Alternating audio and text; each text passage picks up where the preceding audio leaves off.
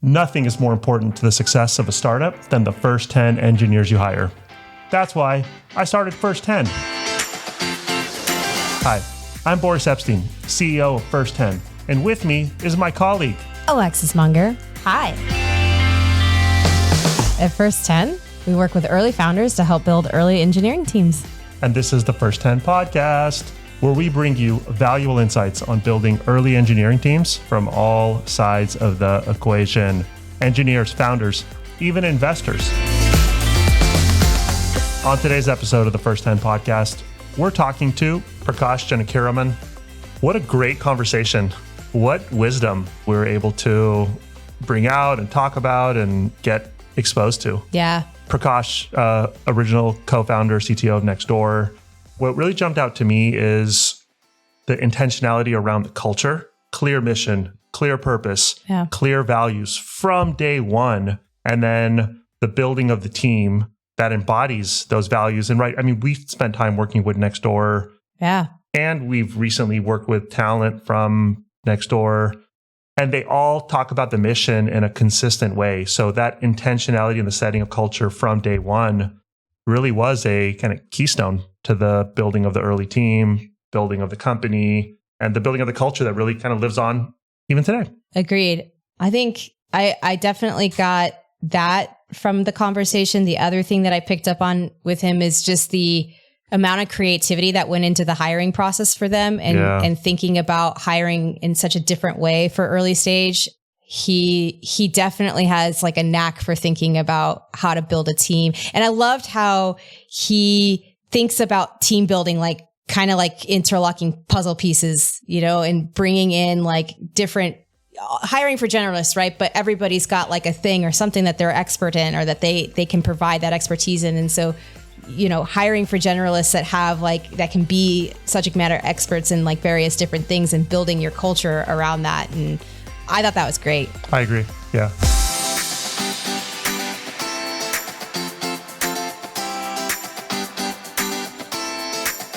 Prakash Janakiraman is a seasoned technologist, entrepreneur, and investor with years, I don't want to put the exact number of years, of experience building global scale consumer applications. Co-founded NextDoor, the world's largest neighborhood social network, serving as the original CTO and in key leadership positions until 2022.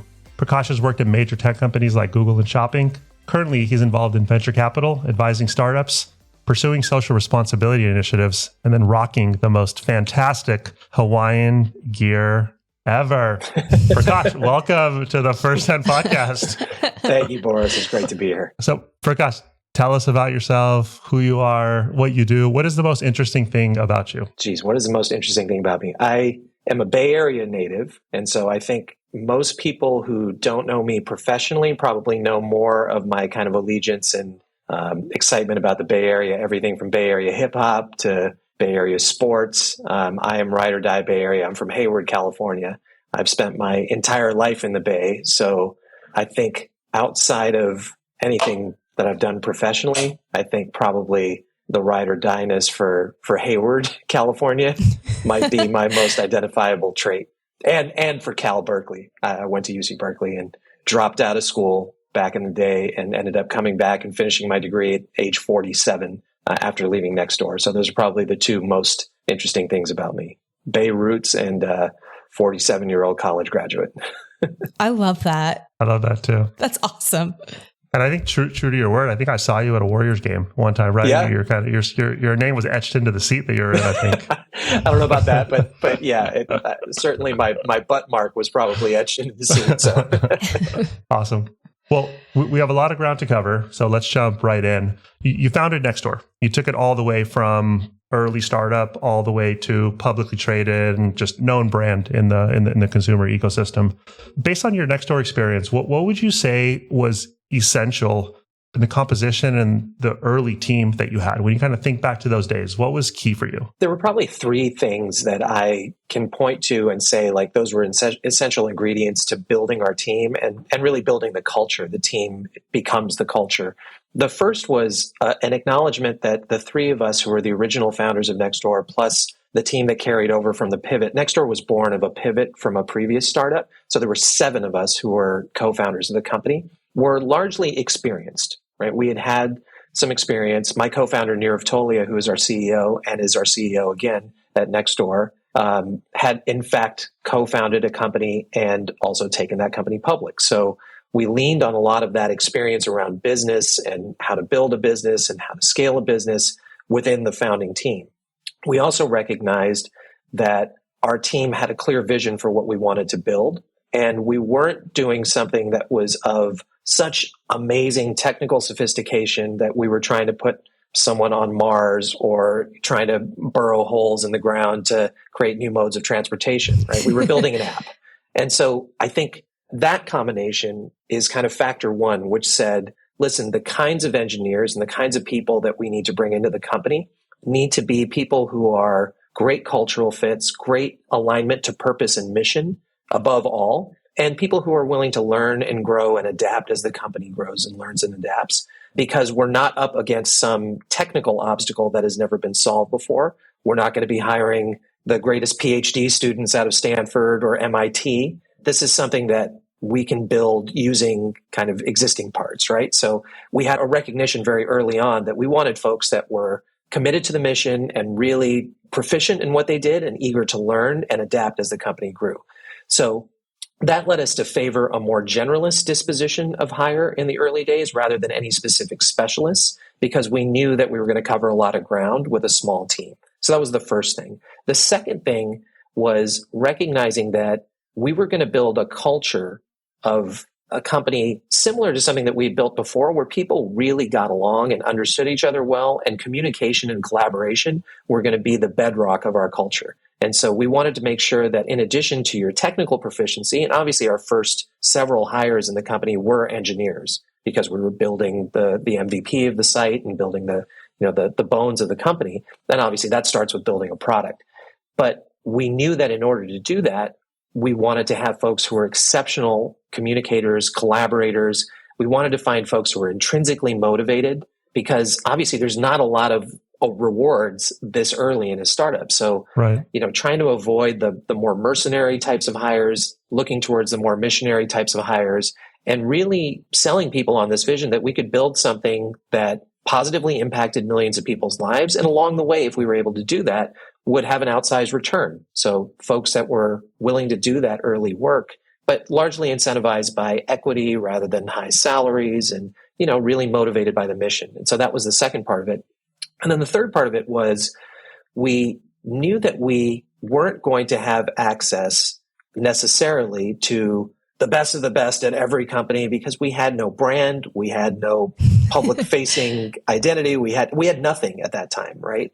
And so we were going to have to claw our way into building the team. So first place you go is people you've worked with before. And obviously we had a network of folks from Google, from shopping.com, from earlier in the days in Excite and Yahoo, and folks that had kind of grown up in the internet ecosystem. And we knew that at minimum, we wanted to place some of those folks in senior engineering roles who could get started immediately, right? Who had done it before and could get started immediately, but that we also wanted to build a farm system, to use kind of a baseball analogy, of talent under which we could mentor folks and grow their talent and grow their capacity. Yeah. So we used kind of a barbell strategy of experienced engineers on one side and then completely inexperienced folks straight out of college that were probably a little easier for us to get to and hire, not as demanding in terms of, where they were in their career progression and things like that, just eager to get in and learn. Yeah. And who really wanted to be at a startup instead of being at Google, Microsoft, Apple, you name it.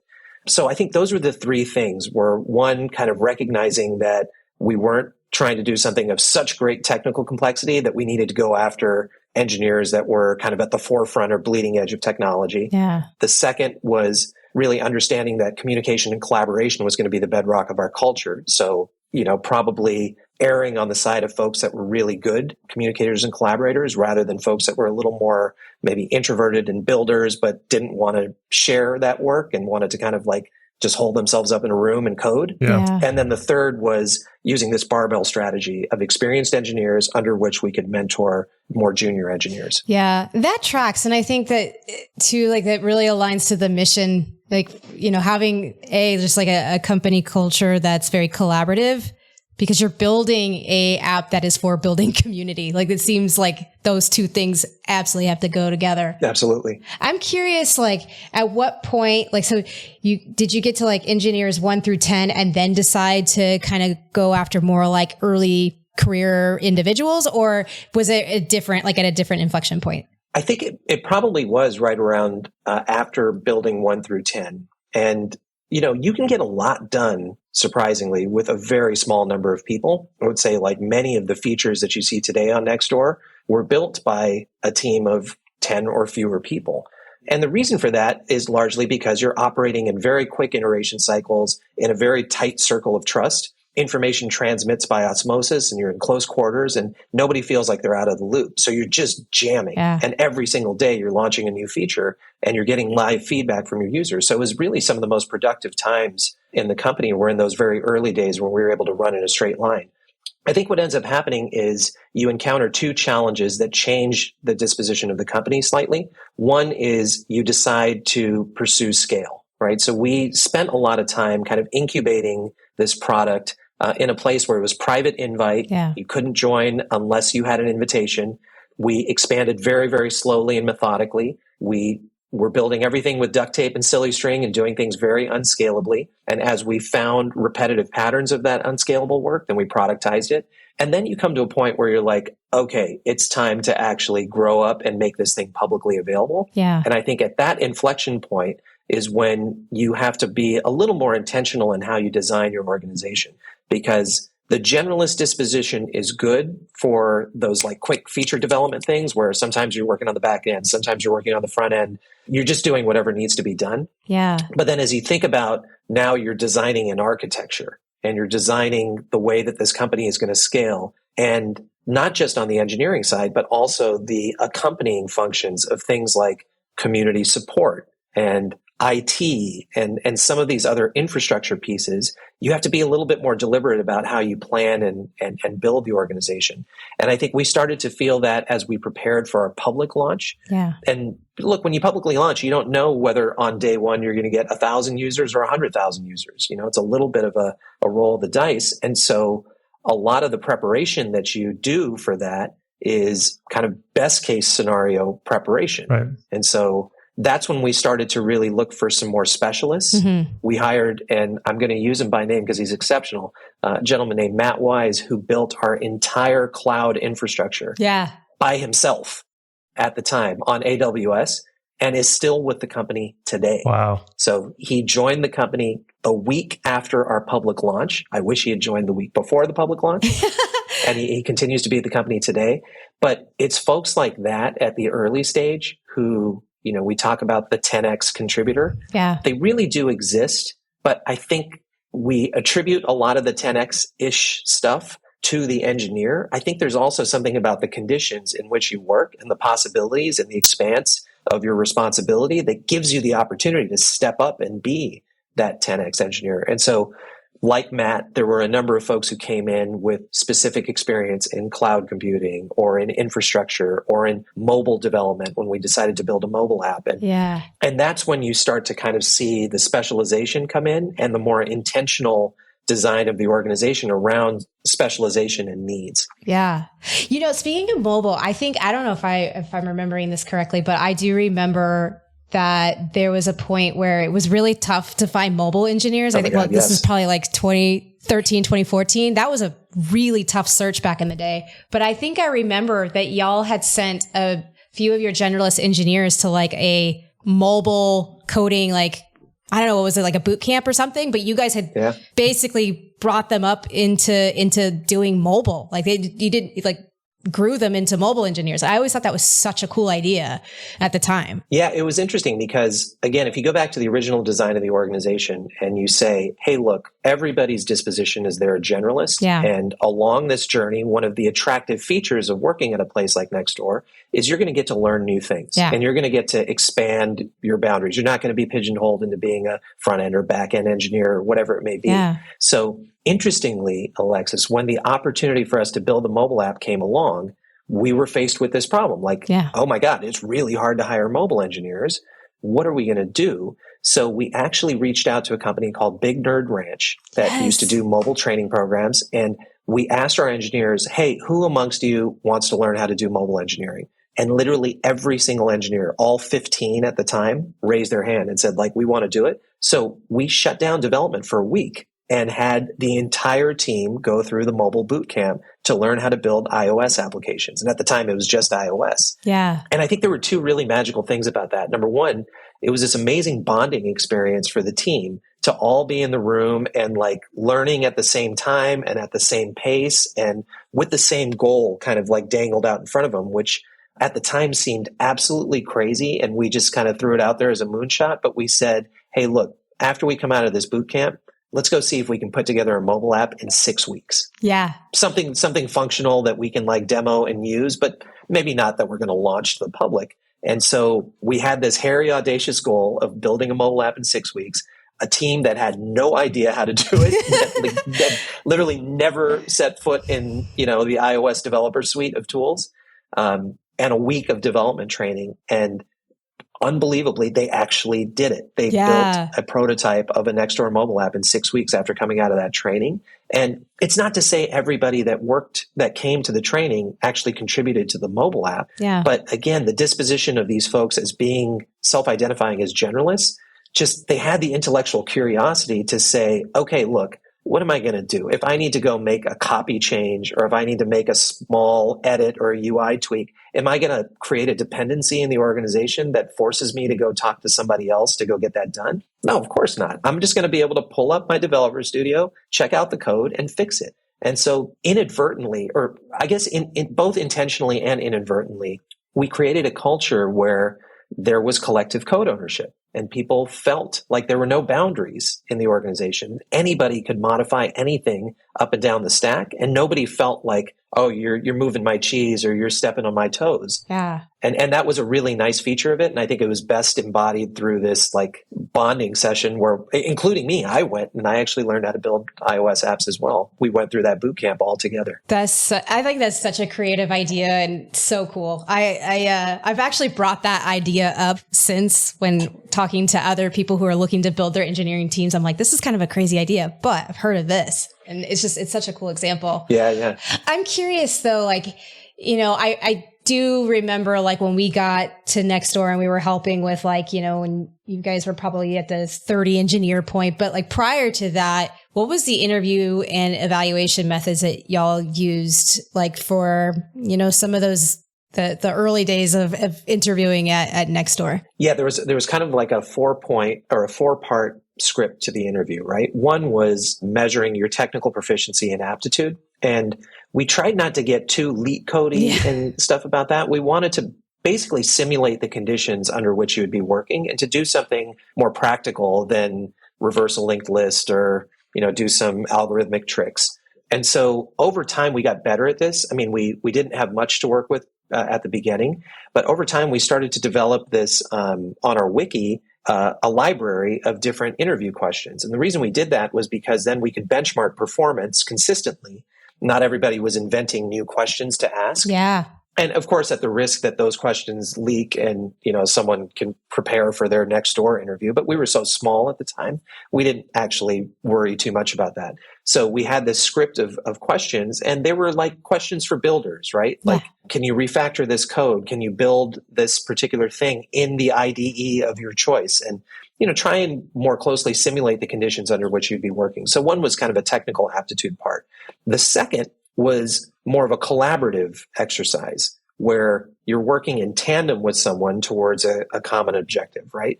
And the reason we did that was our culture was really built around collaboration and communication.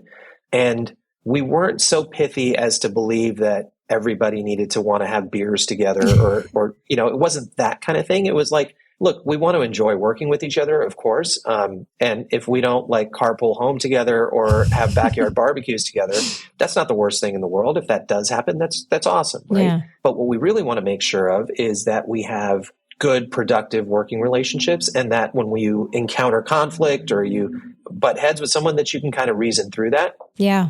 And we had just started to pilot things like pair programming, because we finally felt like we had a critical mass of engineers that, putting two people on one thing wasn't necessarily a waste and gave us some, better quality output.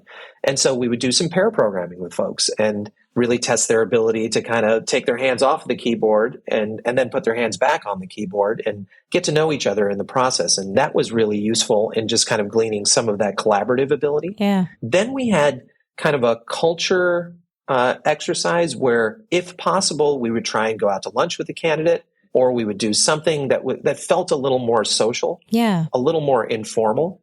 That was really to get to know them. And for us, we had a very explicit culture at this point. We had purpose, mission, and core values.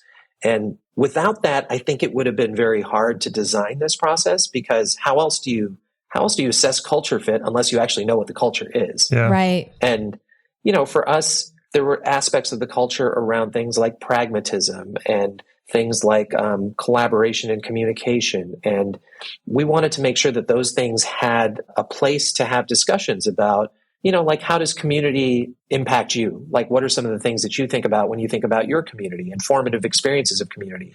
And how else would you know that in a traditional interview setting, unless you had some time to kind of chill out and get to know people and their backgrounds and how they think about things like community? That's what gave us kind of the lifeline back to purpose and mission in some sense. And then up until the very, much later days, I would spend time personally with every hire as the head of engineering. Yeah. And I wanted to do that because at the time we had a very flat organization. And as long as possible, I wanted to maintain that flat organization. And for me, I had kind of a different view of the organization than everybody else. I wanted to understand in the macro sense, how does this new piece fit with all the other pieces we have? Yeah. Right? Yeah. Is it additive? Is it duplicative? Is it someplace where this person is going to be a generalist or a specialist? And so I had a very specific lens through which I would go in and speak with those engineers. And I wanted them to have rapport with me to really understand that, again, one of the benefits of being in a startup company so early is proximity to leadership, proximity to the founders, a quote unquote seat at the table. Yeah. And it was an opportunity for them to ask all of these questions about kind of the formative parts of the company. Like, why are you guys doing this? And what are your aspirations for this? And what does success look like? And, what are your plans? And how are we going to monetize? And whatever they wanted to talk about, it was an opportunity for us to jam out on that. So our interview process kind of followed very closely those 4 components. And we would rotate people through.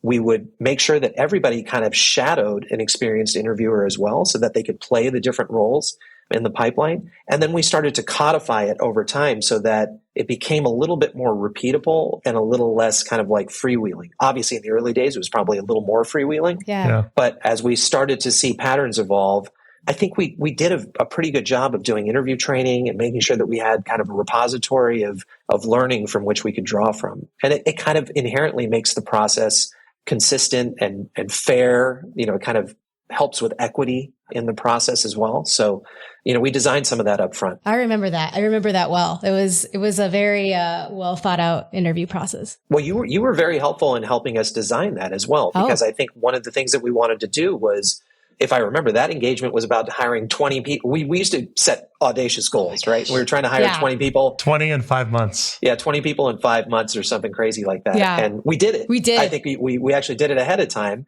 But I think one of the early pieces of feedback from the team was, hey, if we're going to do this, we need to build a system. Yeah. And that system has to be ready for high volume of applicants coming in, and it has to be consistent in how it judges applicants coming out. Yeah. And so let's build this system and think of it as a system as opposed to like an arbitrary set of components and decisions being made. And I think that was a really good infrastructure build that we did collaboratively at NextDoor. Yeah. I'm now remembering that. This is 10 years ago? So it's all coming back to me. Yeah, it was 10 years ago. Yeah. Unbelievable. Yeah. Wow. Blast in the past. Did some good work. Yeah. And hearing you talk about this, Prakash, I'm trying to jog my memory, but I want to say that we started with you. I want to help kind of orient this for some of the folks that might be listening, especially founders that are building at very early stage. Like most of the community that we help build right now are seed stage. Yeah. Maybe A would be like the latest. So I think when we started with you, Prakash, back then you guys had just raised a large B. I think that's right. Okay. So if you think back then, so you said you started NextDoor with an original team of 7. Do you remember the composition of that 7? That would probably, pattern map to what the market now considers to be like a large seed-ish. Yeah, the original 7 were CEO, CTO, okay, head of marketing and product, okay, was kind of one person, 2 product people, 1 community manager, and 1 engineer. So you and 1 engineer were the 2 technical people building the product at the time? And one of the product managers happened to know how to code as well. And so we brought in everybody. Okay. But yes, there were 3 technical co-founders at the time. Okay. And I love the kind of clarity around building in a generalist capacity first and then hiring college graduates and specialists a little bit later. So you said it was about engineer number 10 when you started to think more about specialists and early career talent? Yeah. So the first 10 were generalists. Well, actually, early career, we started from the very beginning. You did. And the reason for that was because, number one, it was hard to hire. It was. And so we needed to kind of like cast a very, very wide net. So we would go on little job bulletin boards for every UC college and every college that we could get to, right? Anything that we could find. We would post job listings there and we would get a lot of responses back. And then we would filter through those and interview people. And the reason that we did that was because, again, part of it was like thinking about it economically and from a budget standpoint that we couldn't hire all senior folks. Right. It would just be very, very expensive to do that, especially the kind of senior folks that, could be thinking about starting companies of their own or whatever. Right. So this is where that difference between like building the most technically ambitious company in the world will put you in a place as a founder where you have to think about things like equity and, how you divide up that equity and what the profile of your first 5 hires may be, because they are much closer to kind of being a true co-founder and partner because their technical prowess and ability is absolutely critical for you to do what it is that you need to do. It's not a commodity in a sense, right? And I never want to think of people as commodities, but like there are skills that are more commoditized, right? Yeah. And you have to look at your business and understand, are you pioneering something that very few people know how to do? And if so, then, you're hiring in a different climate and in a different disposition. It's a much smaller pool. Or are you hiring what many people know how to do? And so you're trying to organize those people into a culture that is the right culture for what you're trying to build. That's what we were trying to do. Yeah. And so this idea that we would hire a few senior folks and then a farm system of college folks, new college graduates underneath, it was the cultural disposition of the company that we were trying to create, where the younger folks bring that curiosity and enthusiasm and energy. The older folks are bringing the experience and the wisdom and, keeping the guardrails on and making, clear, consistent progress while having a new part of their job to do some mentorship rather than being managers or anything like that. They're mentors and respected and admired for the work that they're able to do and the knowledge they bring. And that ended up being the virtuous cycle in those first 10 hires. Yeah. That must have been a lot of fun putting that magic together. And it sounds like the intentional setting of culture was a key ingredient to that happening. I'm specifically curious. So back then, NextDoor didn't have a name. That might have been pre-launch. Yeah. Can you think of a memorable recruit, like a person who you went after that you were able to get? Like, how did you find them? How much blood, sweat, and tears did you put into this yourself? Like, what did it take to recruit someone good at that unknown stage? So there's a couple of stories that I think they're kind of a contrast. One of them is there was an engineer at Google who used to work for me and was also good friends with David Wiesen, who was one of our co-founders. Okay. And we really wanted to hire him. And pulling people out of Google is just not, at that time in 2014, it was like an impossible task, right? And we used every bit of kind of relationship capital that we could to, get him to take the meeting and then to come in. And we probably spent collectively 20 hours recruiting him, wow. Which for a startup is a lot of time, right? That's like half a week of a full-time employee doing this. And literally everybody met with him. Everybody in the company, all 7 of us, the original 7, are board members. Bill Gurley met with him. Wow. Yeah. David Z met with him. We threw the house at him. Every question he had, we made time to answer because we knew that he could be one of those engineers that was like one of the pillars, right, around whom we could build. And that's really, really important. If you find somebody like that, you really want to devote all the time that you can to getting them in. And so that was an example where we spent a lot of time, right? 20 hours probably minimum trying to recruit him. And we got him. Amazing. And it was amazing. It was awesome. Now, on the flip side, on the college recruiting side, we were literally spraying and praying, right? Like we were putting our listings everywhere we could that any college student could get to through our network. And we ended up getting a response from a kid out of UCSB, and he sent us a resume, and we looked at the resume and, graduated from college. Like, good for you. You had a couple of internships. It's a little hard to read, right? Yeah. And this kid's name was Kip Kaler, amazing early stage employee. So I remember this. Kip sent an email back to us. At the time, we hadn't really figured out, are we going to fly people in for interviews, or like, what are we going to do? And Kip sent an email and he said, hey, listen, I know you guys are a startup, and I'm down in Santa Barbara. I'll tell you what, I'll drive up if you guys pay for my gas. Right? Yeah. It's cool. And it's just a simple thing, right? It's a simple example. But in my head, I said, this kid is resourceful. He's scrappy. He understands the assignment here, which is, every decision like this matters. Yeah. And it's a mindset. And he showed up and we had a great interview. And again, I wasn't expecting him to be like massively technically proficient or anything like that. But the disposition of that interview was all about how he was going to integrate into our culture and how he was going to take us to this place of curiosity and resourcefulness and like literally do anything that was asked of him. And I tell you, the first 3 months of having him on board was just a joy because he was curious. He was intrinsically motivated. He was resourceful. He was knocking stuff out and asking for more. Right? Yeah. And so it's a tale of two different kinds of recruiting experiences. One where you're literally like pulling and pulling and pulling and I need you, I need you, I need you. And then this other experience of complete serendipity where Kip was outside of the network, didn't know him, didn't have any connectivity to him previously. He applied in, we had this exchange, and then there was this moment where it clicked because I understood this is the exact experience he's looking to have. He doesn't want to work at a big company. Yeah. He wants to come grind it out at a startup because he wants to be an entrepreneur someday. And this is where he's going to learn the chops. And so you never know what is going to appeal to each individual person. But when you find that intersection of appeal and the right career opportunity, especially for folks who are early in their career, you never know what's going to happen. Yeah. You just never know. And in this case, it was a complete home run for us. Just an amazing hire that I don't know. We couldn't have engineered that I love that. in any other way. So I love that. I love that.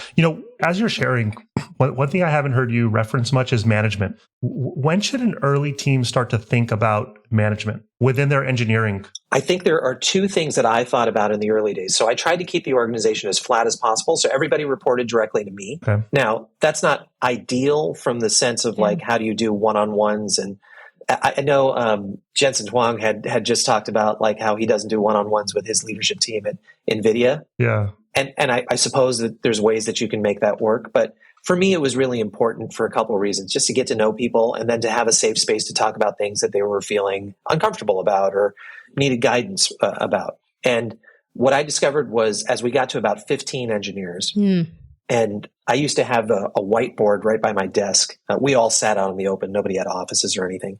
There was a big whiteboard. And every time we would hire somebody, I would put a new stick figure on the whiteboard. And so there was like stick figures all lined up. One of our early engineers had a ponytail. So there was like a ponytail stick figure also. And so everybody was depicted on this whiteboard. And I remember one day I looked at it and I realized, oh boy, I have 15 direct reports. Yeah. This is not a good thing. And now there's two parts to it. One was that my capacity was starting to get a little bit tested. But secondly, there was an opportunity for someone in the organization who had aspirations to manage to do so in a way that wasn't as like formal and, kind of like pointy haired as it might have been in a larger company. Yeah. Where there's a bunch of infrastructure. There's like performance reviews and performance management and all of these kinds of things. The structure of how you give feedback and things like that. It was a little more loose and fast. And so if somebody wanted to try it and kind of audition for the role and learn it, they were doing so in kind of a safe space in an arena of their peers and with full recognition that I was just like a click away. Yeah. And that ultimately is how we decided to kind of layer one layer of management in. Yeah. Was to say, it was the same engineer from Google, Jacob, who I said, hey, Jacob, what do you think about taking on a little bit of management? And he's like, well, I hadn't really thought about it, but I'm happy to do it because I'm here to help in whatever way I can. And I said, well, I'll tell you what, I will coach you and I will help you learn how to do this. And you're going to take this little team and this is your team. And then we did the same thing with David. David, you get a little team. Here's your team. And, I knocked down my direct reports to 5 or something like that. And over time, as you start to build more specialization in the organization, like we had an infrastructure team, then you start to kind of like build a more sensible kind of org chart. But that early kind of like splitting up of management duties, it wasn't along functional boundaries. It was more just, let's split up the pie. Everybody's still kind of a generalist, but we need folks to kind of have oversight of some of these things. And so we carved up the pie, not necessarily by specific skills or responsibilities, but just by projects. Okay, you guys are working on this project. All right, cool. This is like a self-contained pod. And you guys are working on this project. Okay, cool. Let's minimize dependencies. Let's minimize the need to like communicate across pods. Let's just run in a straight line. And so that's how we did it. And it was probably when we were about 15 or so engineers that we started to do that chunking up. So it seems like go with a flat structure until you can't anymore and start to and then start to establish it. Okay, that makes sense. Well, I'll tell you one strange thing from my time at Google, and I was at Google in the early days, 04 to 08, I guess, or end of 07. There was a guy there named Bill Corin who was a VP, and he ran most of the infrastructure teams, but he also had the Maps team. I was leading the Maps team at the time.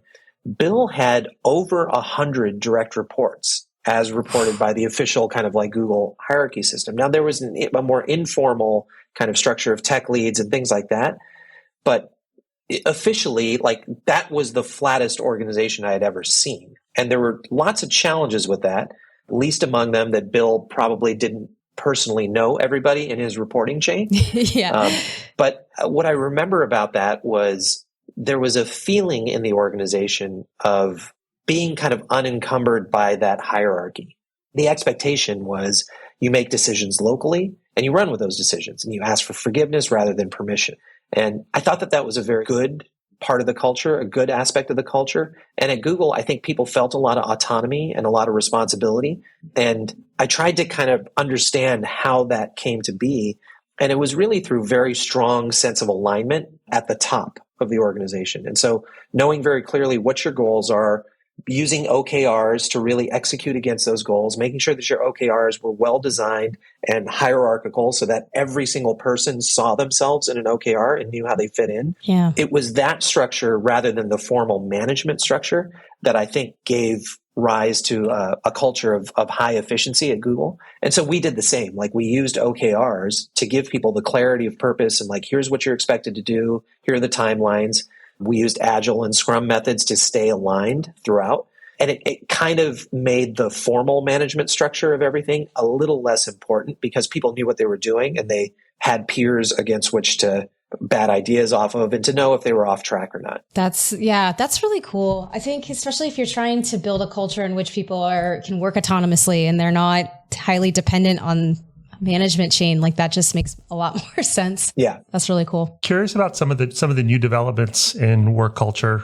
I don't know if a remote was a big deal back when you were building an early team, but what are your thoughts on in-person work cultures, which seems to be making a big comeback, especially if you're in SF versus remote, which was a big trend during COVID. Any thoughts on that? I'm a big fan of kind of a hybrid approach. Yeah. And I think underlying all of the decisions is really building a high trust environment. And I think when you build a high trust environment, and a high trust environment requires the kind of social connectivity and the social capital where people trust one another, they know one another, and they can collaborate efficiently. I think there's been a lot of progress in tools and ways for us to do that. But to me, I think there's nothing quite like being in a room with folks with a whiteboard and like banging on a problem, both from a cultural standpoint and an efficiency standpoint. So I like the idea that, look, you need to be home to do your laundry or to pick up your kids, or you just need a break from the commute or whatever it may be. I love that. And we embrace that even in the early days, like pre-pandemic at NextDoor. Matt, the guy I was talking about who built our cloud infrastructure, would commute every day from Redwood City, and he would come in very early in the morning. And every once in a while, he'd be like, you know what, I'm just going to work from home today. And we're like, yeah, man, of course, because we trusted him. He was really good and he got stuff done. As we kind of entered the pandemic, I was surprised at how well productivity kind of continued through the pandemic as we transitioned to a completely remote circumstance. Yeah. But I was also a little sad. While I was at the company still, I used to lead a onboarding session where I would talk about purpose, mission, and core values. And it was always fun for me to do that in person with folks and have them ask questions. And, if you leak over time a little bit, it's no big deal. And what I found most concerning was that I felt like as we went to the remote culture, we became overscheduled. And that is to say, like, we were doing back to back to back meetings because there was no serendipity. You couldn't engineer the serendipity. So you had to schedule time like, hey, Boris, I need 15 minutes. Let me put it on the calendar because I don't really know what else you're doing. And I can't just like walk by your desk and interrupt you. Right. Yeah. That's what I found was most challenging. And so I don't know for sure, but I think what the company is doing now is kind of a hybrid approach where we encourage folks to come into the office, and wherever your office is locally, we have folks all over the world now, but encourage you to come in a couple of times a week. We will organize what's called a peak week. We used to call it a traffic week, where we have programming at the office. We bring in meals. Usually we'll have something that, is worth your while to come in, right? Yeah, that's fun. We'll try and align it to planning schedules, which are high efficiency, like, high bandwidth conversations that need to happen that are best done in person. We'll make accommodations for people who can't be there, but ultimately that's the time when you get to meet your peers, spend time with them, really engage with them in a more intense way. And I think that that's been really effective for us. So, me personally, I love waking up in the morning, and like the biggest thing about work to me is the people. And I just love it. I get energy from people. And I understand that, like, for some people, commute is an issue. And for some people, they have other commitments. They have children and other parts of their lives that need watering. And so I understand that, like, we have to do something different in this new era of, better remote collaboration, and we have to embrace it. So I really do like the hybrid approach personally. Yeah, I love that. That seems to be the best of all worlds. Yeah. And you drop so much wisdom. This is going to be worth listening to a couple of times, and I can imagine this going deeper on a number of topics you shared. Sure. But just kind of like bring it home a little bit.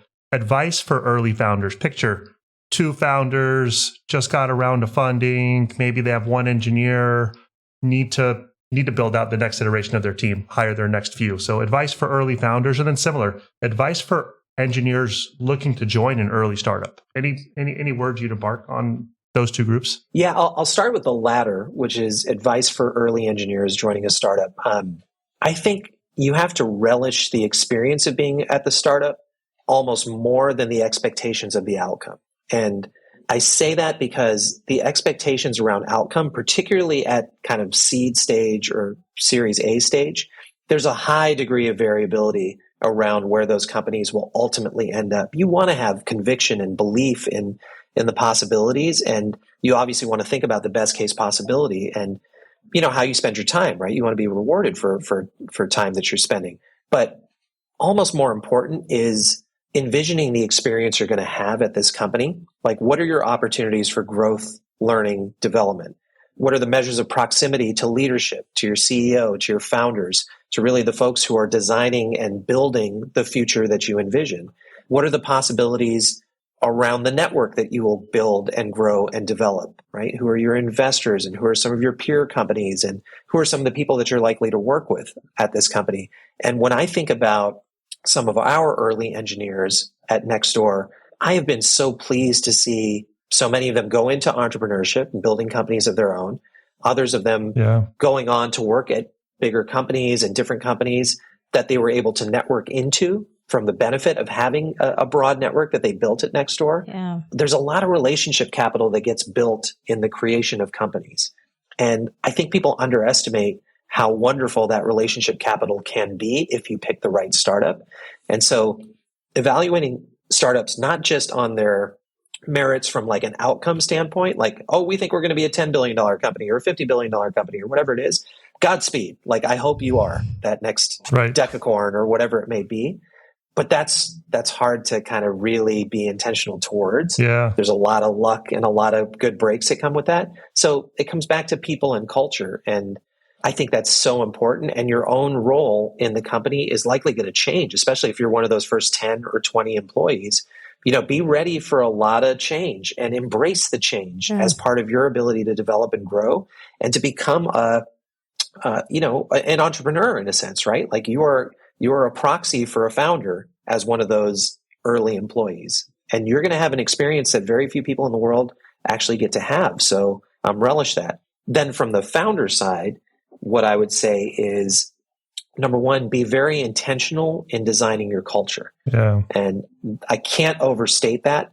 You have to be thoughtful about it, and you can get away with it for a little while in it being a tribal kind of culture that transmits by osmosis. But pretty quickly, you're going to want to codify your purpose, your mission, your core values, because that's the way that you're really going to be able to get consistency in the way that people talk about the company. And every person in the company in those early days is a recruiter. Like everyone in the company is a recruiter. Everywhere you go is an opportunity to collide with someone who could be your next high-performing employee.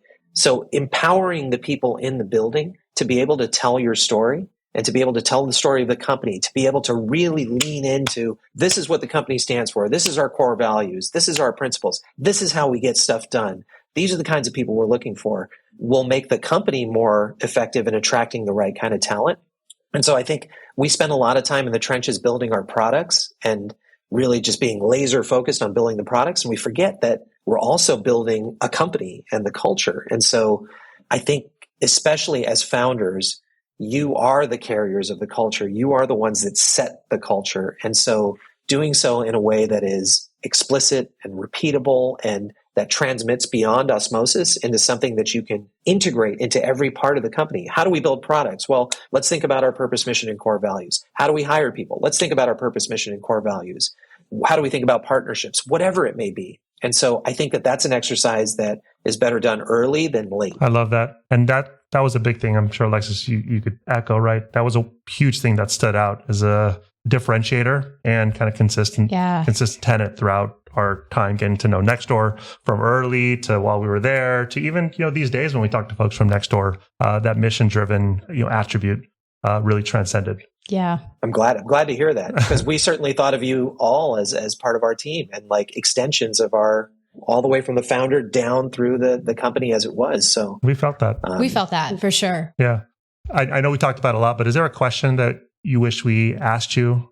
Anything you're dying to tell? Anything you're dying to tell the world that we could just break for you here? I don't think so. I mean, I think this was an awesome conversation. It really, I love reminiscing about those early days, because there is nothing like the feeling of walking into the office and having this list of things that you got to get done, and it's simultaneously this feeling of urgency and panic and like, oh my God, we got to get this stuff done, and this excitement to do it with your peers and to be in the office, and the banter that we would have about what we were going to have for lunch that day, and and then coming back and like jamming again. And it's just such a magical and special time, those formative stages of company building.